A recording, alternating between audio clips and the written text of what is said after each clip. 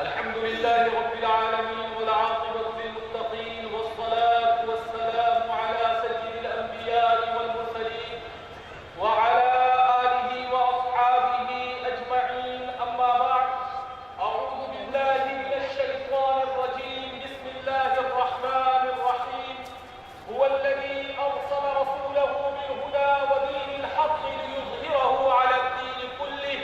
صدق الله العظيم. صدر محترم، حضرات علماء کرام، معزز سامعین نظام، میرے غیور مسلمانوں، بزرگوں، دوستوں، طالب علم ساتھیوں، بہار کی عظیم دینی درسگاہ اور ہندوستان کی مرکزی درسگاہوں میں سے ایک اشرف العلوم کنوا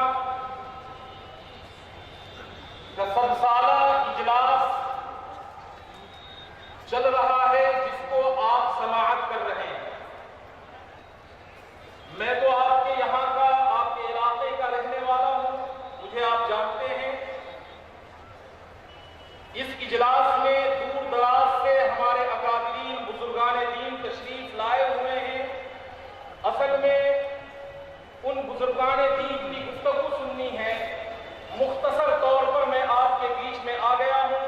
دعا فرمائے اللہ تعالیٰ کہنے سننے سے زیادہ ہمیں عمل کرنے کی توفیق نصیب فرمائے اور اس اجلاس کو کامیاب بنائے، اور اس اجلاس کو سارے لوگوں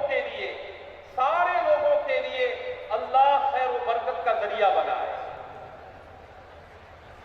کونین کی تخلیق کا مولا تو سبب ہے، کونین کی تخلیق کا مولا تو سبب ہے، اسلام کا مفہوم تیرے در کا ادب ہے.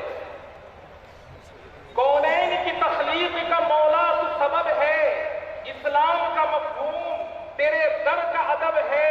تورات میں موجود ہے تیرے سیرت کے قصیدے، قرآن میں یاسین تیرا نام و نسب ہے.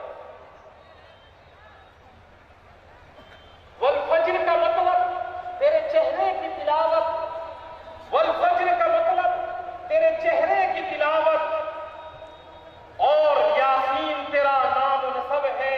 میرے محترم بزرگوں اور دوستوں، میں نے قرآن کریم کی ایک آیت کریمہ آپ حضرات کے سامنے تلاوت کی ہے. اس کے اندر اللہ رب العزت نے پوری دنیا کو، پوری انسانیت کو ایک عظیم پیغام عطا کیا. میں آپ کو یہ بتاتا چلوں کہ اللہ نے اس کائنات کو بنایا، اور اس کائنات کو خوبصورت بنانے کے لیے اللہ نے سورج کو بھی پیدا کیا، چاند کو بھی پیدا کیا، نباتات کو بھی پیدا کیا، سمندروں کو بھی پیدا کیا، دریاؤں کو بھی پیدا کیا، درختوں کو بھی پیدا کیا، شجر و حجر کو بھی پیدا کیا. اور اللہ رب العزت نے اس کائنات کو خوبصورت بنانے کے لیے تنکوں کو بھی پیدا کیا، ذرات کو بھی پیدا کیا. اللہ نے اس کائنات کو خوبصورت بنانے کے لیے حیوانوں کو بھی پیدا کیا، جانوروں کو بھی پیدا کیا، دو پائے کو بھی پیدا کیا، چوپائے کو بھی پیدا کیا. الغرض جتنی چیزیں اللہ نے بنائی ہے، اس کائنات کو حسین بنانے کے لیے بنائی ہے، اس کائنات کو خوبصورت بنانے کے لیے بنائی ہے. لیکن یہ ساری چیزیں پیدا کرنے کے بعد بھی اس کائنات میں جو حسن آنا تھا وہ حسن نہیں آیا.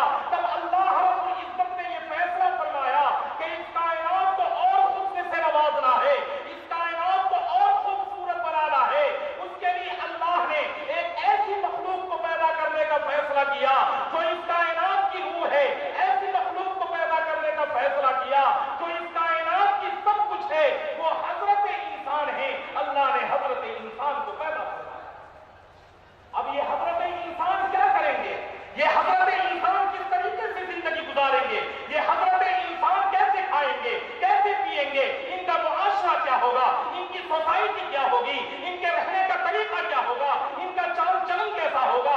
ان کی تجارت کیسی ہوگی؟ ان کی ازدواجی زندگی کیسی ہوگی؟ ان کے بچوں کی تربیت والی اللہ رب العزت نے ایک جماعت کو اس دھرتی کے اوپر بھیجا، اس جماعت کو ہم انبیاء بھی کہتے ہیں، اس جماعت کو ہم رسول بھی کہتے ہیں، اس جماعت کو ہم پیغمبر بھی کہتے ہیں۔ حضرت آدم کو بھی بھیجا، حضرت شیس کو بھی بھیجا، حضرت نوح کو بھی بھیجا، حضرت ابراہیم کو بھی بھیجا، حضرت اسماعیل کو بھی بھیجا، حضرت زکریا اور یحییٰ کو بھی بھیجا، حضرت ہارون کو بھی بھیجا، حضرت موسیٰ کو بھی بھیجا، حضرت عیسیٰ کو بھی بھیجا۔ 1,24,000 انبیاء علیہم الصلوۃ والتسلیم کی جماعت کو اس دھرتی پر اس لیے بھیجا کہ اللہ کے پیغام کو اللہ کے بندوں تک پہنچایا جائے۔ اور حضرات انبیاء نے وہ پیغام جو اللہ سے لیا، جس طریقے سے لیا اسی طریقے سے پہنچایا، جیسا لیا ویسے ہی پہنچایا۔ پہنچانے میں مصیبتوں کا بھی سامنا کرنا پڑا، پہنچانے کے اندر تکلیفیں بھی برداشت کرنی پڑی، پہنچانے کے اندر طرح طرح کے مصیبت سے گزرنا پڑا، لیکن انہوں نے پورا پہنچایا۔ لیکن جب وہ انبیاء کی جماعت اس دنیا سے جاتی رہی، لوگ جاتے رہے، نبی گزرتے رہے، ان کے لوگ، ان کی امت، ان کی قوم اس پیغام میں تبدیلی کرنی شروع کر دی، اس پیغام میں رد و بدل ہونا شروع ہو گیا۔ تورات کی شکل میں پیغام آیا، بدل دیا گیا، زبور کی شکل میں آیا، بدل دیا گیا، انجیل کی شکل میں آیا، بدل دیا گیا، صحیفوں کی شکل میں آیا، بدل دیا گیا، وعظ کی شکل میں آیا، بدل دیا گیا۔ الرنگ بدلتے بدلتے یوں سمجھو کہ پیغام مٹ چکا تھا۔ اس دھرتی پر اللہ کو لوگ بھلا چکے تھے، زنا عام ہو چکا تھا، شراب نوشی کا بازار گرم تھا، جوا عام ہو چکا تھا، آپس میں قتل و غارت گیری کا بازار گرم ہو چکا تھا، تجارت جو تھی وہ بالکل برباد ہو چکی تھی، اخلاق گر چکے تھے، ماں کی عزت، ماں کا احترام ختم ہو گیا تھا، اولاد کی تربیت والا جو معاملہ تھا وہ ختم ہو چکا تھا۔ تب اللہ نے فیصلہ فرمایا کہ میں اب آخری پیغام بھیجوں گا، اپنے آخری نبی کو لے کر بھیجوں گا، اور وہ پیغام بھی میرا آخری ہوگا، نبی بھی میرا آخری ہوگا، شریعت بھی آخری ہوگی، کتاب بھی آخری ہوگی۔ تب اللہ نے آمنہ کے دور یتیم حبیب کبریا محمد رسول اللہ صلی اللہ علیہ وسلم کو اس دھرتی کے اوپر بھیجا، اور پھر قرآن کریم کو جناب نبی کریم صلی اللہ علیہ وسلم کو عطا کیا۔ قرآن تیری رحمت کا دیوان نظر آیا، قرآن تیری رحمت کا دیوان نظر آیا، آقا تیری صورت، تیری سیرت کا عنوان نظر آیا، قرآن تیری رحمت کا دیوان نظر آیا، آقا تیری صورت، تیری سیرت کا عنوان نظر آیا۔ ماں باپ ہے تیری آنکھیں تو وہ شمس ہے چہرہ، قرآن کے چہرے پہ قرآن نظر آیا، قرآن کے چہرے پہ۔ اس لیے میں کہتا ہوں، میں اپنا طالب علم کہتا ہوں، جن پر جس قرآن کی دستار بندی ہوئی ہے بچوں کی یا ہونے والی ہے، وہ قرآن، یہ قرآن بھی اعلیٰ، وہ قرآن بھی اعلیٰ، یہ قرآن بھی سچا، وہ قرآن بھی سچا، یہ بھی سچا، وہ بھی سچا، یہ بھی لا رہے، وہ بھی لا رہے، یہ بھی بے عیب، وہ بھی بے عیب، اس میں بھی کوئی شک نہیں، اس میں بھی کوئی شک نہیں، یہ بھی حسین، وہ بھی حسین۔ ارے جو اس قرآن کو پڑھے وہ قاری کہلائے، اور اس قرآن کو پڑھے وہ صحابی کہلائے۔ میرے محترم بزرگ اور دوستو، سارے جلسے کا موضوع، سارے جلسے کا عنوان، سارے جلسے کا نچوڑ جو ہمارے اکابرین علماء بزرگان دین کل سے آپ کو بتا رہے ہیں، آئندہ کل تک بتاتے رہیں گے، اس کا نچوڑ صرف یہی ہے کہ اللہ کے قرآن کو پکڑو اور پیارے آقا صلی اللہ علیہ وسلم کے فرمان پر عمل کرو، زندگی سنور جائے گی، پوری دنیا میں تمہیں عزت ملے گی انشاءاللہ۔ میرے ساتھ ہاتھ اوپر کر کے عہد کرو گی انشاءاللہ، ہم قرآن کو بھی پڑھیں گے اور پیارے آقا صلی اللہ علیہ وسلم کے فرمان پر عمل کریں گے نا انشاءاللہ۔ اللہ تعالیٰ ان کہی ہوئی باتوں پر عمل کرنے کی توفیق نصیب فرمائے، اور اللہ تعالیٰ اس جلسے کو بھی کامیاب بنائے، نظر بد سے اس پروگرام کی اللہ حفاظت فرمائے، اور جتنے اکابرین علماء تشریف لا رہے ہیں اللہ تعالیٰ تمام کو درازی عمر نصیب فرمائے۔ وما علینا الا البلاغ۔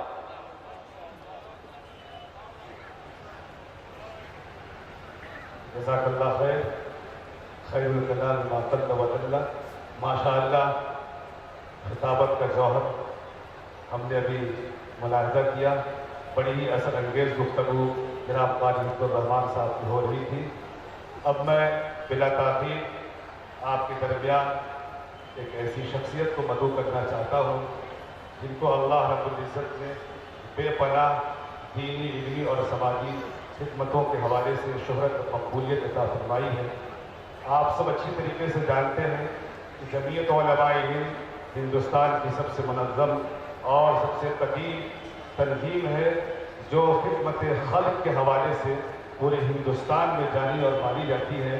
जहाँ कहीं भी जिस जगह भी हालात व वाक़यात, हाँ वो ज़मीनी हो या आसमानी हो या किसी और तरफ से बर्पा किए गए हो, उन हालात का अगर मुकाबला कोई तंजीम डटकर करती है तो वो तंजीम जमीयत उलमाए हिंद है।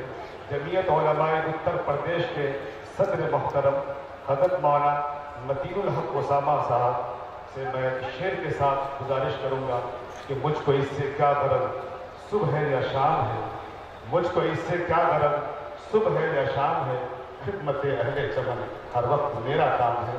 आप सब इस्तकबाल करें जमीयत उलमाए उत्तर प्रदेश के सदर मोहतरम हज़रत मौलाना मतीनुल हक उसामा कासमी मद्दबिल्लाहु का। हज़रात गिरामी, इनका वक्त पूरा 1 घंटा है। एक ज़रूरी ऐलान है, मार्केट में बहुत ज़्यादा अफरा-तफरी है, बहुत सारे लोग मार्केट को अपने घूमने का माहौल बनाकर रखे हुए हैं। पुलिस वालों से गुजारिश होगी कि वहाँ जाकर मजमे को संभालें और लोगों को इस बात पर आमादा